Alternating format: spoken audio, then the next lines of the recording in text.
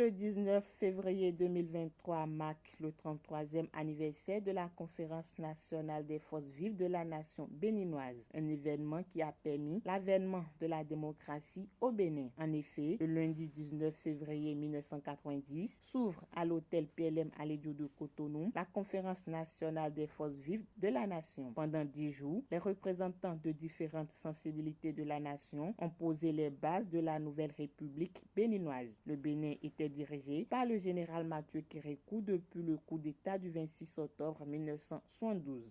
La conférence s'achève le 28 février 1990 par l'adoption d'une nouvelle constitution, celle qui sera approuvée par le référendum du 11 décembre 1990. La conférence nationale des forces vives de la nation a été organisée pour juguler la crise née des déboires économiques du Bénin. En 1989, au Bénin, la crise financière, économique, sociale et politique qui a commencé vers 1986 a atteint son sommet en ébranlant le pouvoir du président de la République du Bénin, Mathieu Kérékou. Cette crise a conduit, sous la pression du peuple et des forces extérieures, le comité central du PRPB, le comité permanent de l'Assemblée nationale révolutionnaire et le conseil exécutif national à décider en décembre 1989 de la tenue d'une grande assise nationale au cours du premier trimestre de l'année 1990. Il s'agit de la Conférence nationale des forces vives du Bénin, organisée du 19 au 28 février 1990 dans la salle de conférence de l'hôtel PLM Alédio de Cotonou. Le Bénin inaugure alors le modèle des conférences nationales en Afrique. Les décisions de cette rencontre ont non seulement mis fin à la crise généralisée, mais et surtout amorcé les prémices d'un nouveau politique et idéologique